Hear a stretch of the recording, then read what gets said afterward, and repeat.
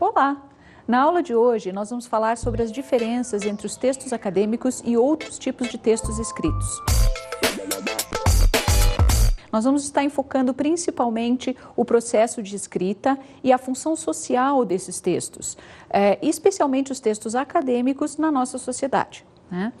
É preciso lembrar que a nossa sociedade valoriza extremamente a linguagem escrita. Tanto que a gente tem dificuldade para lembrar como era a vida sem a escrita, né?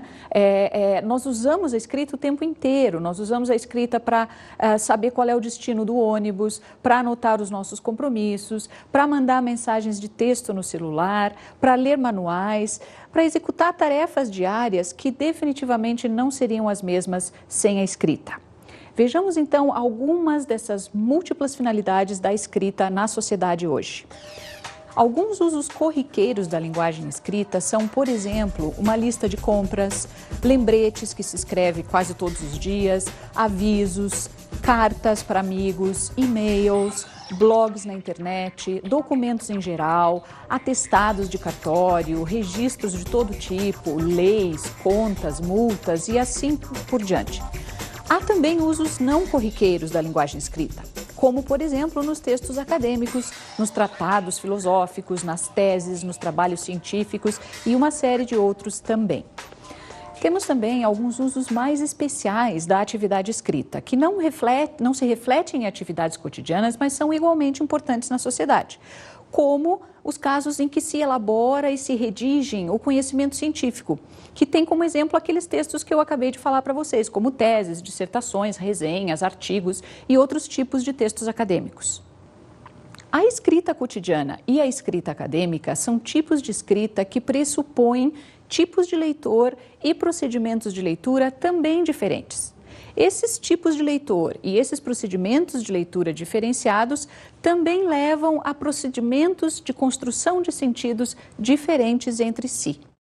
Essa diversidade de textos e de motivações para a leitura, entretanto, não impede uma certa regularidade nesses textos. Não impede que a gente perceba que há alguns agrupamentos possíveis, algumas tipificações, uns rótulos que a gente pode usar para descrever algumas tendências discursivas ou o que hoje a gente costuma chamar de gêneros textuais. A postura de leitor também muda quando a gente assiste uma TV ou lê um jornal, né? A leitura, a maneira de ler, o foco que a gente vai dar, o tipo de percepção que a gente tem do texto se ajusta ao contexto de leitura. Isso quer dizer que a leitura acadêmica deve ser mais lenta, cuidadosa, reflexiva, aprofundada e crítica. Na linguística não se pode falar em gêneros do discurso sem pensar em Bakhtin. Vejamos então um clipe breve sobre Bakhtin e o seu pensamento. Mikhail Mikhailovich Bakhtin foi um filósofo da linguagem que viveu na Rússia entre o final do século XIX e o século XX. Crítico e historiador da literatura na época da Revolução Bolchevique, o pensamento de Bakhtin tem exercido grande atração sobre os educadores e se transformou numa referência constante nos últimos anos, principalmente em virtude da grande mudança de enfoque que ele realiza ao olhar a relação entre o ser humano, a sociedade e a linguagem. Bakhtin enfatiza o fenômeno da interlocução viva e defende que a linguagem seja estudada nas formas de interação verbal reais, ao invés de abstrações linguísticas. Existe uma certa controvérsia em relação à autoria dos textos de Bakhtin, já que ele escreveu junto com vários colegas que, na época, desenvolveram um pensamento bastante semelhante. Entretanto, o nome de Bakhtin é o nome que perdurou e que é mais frequentemente associado a todos esses textos, que às vezes a gente chama também de textos do círculo de Bakhtin.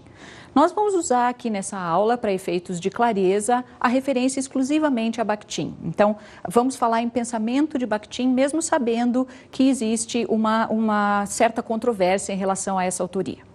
Então, para entendermos a ideia de gêneros do discurso em Bakhtin, é preciso entender o pensamento de Bakhtin em geral, alguns conceitos básicos que Bakhtin construiu para entender a linguagem. Vamos tratar de alguns desses conceitos, então, a fim de que a gente possa entender melhor o que é gênero. E aqui é preciso lembrar que a gente está falando em gêneros textuais, não em gênero biológico, né? Não é aquele gênero masculino ou feminino, mas é o gênero dos textos. Então, vamos aos conceitos principais de Bakhtin para nos ajudar a entender essa noção de gênero. Interação verbal, língua como arena de conflitos. Isso quer dizer que no espaço de interação verbal, a língua é entendida como algo que existe em meio a relações de poder, que constrói sentidos em conflito, não sentidos de uma maneira pacífica, de uma maneira tranquila, em que um emissor manda uma mensagem para um receptor, mas produz sentidos dentro de relações de conflito, dentro de embates que são fundamentais para que novos sentidos possam ser produzidos. Assim, a língua é um elemento de prática social na qual os sujeitos participam ativamente e em conjunto. Essa prática social se dá em meio a relações dialógicas, relações de construção de sentidos como práticas sociais. Essas relações são relações de diálogo, sim, mas são também e principalmente relações de confronto entre os sentidos. Isso significa que o processo de comunicação se dá em meio a conflitos, em meio a entendimentos e desentendimentos entre as pessoas. Não é um processo linear e muito menos um processo transparente de transmissão de sentidos.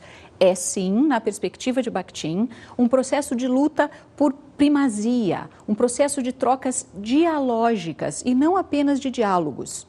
Diálogo é uma troca pacífica e garantida de informações.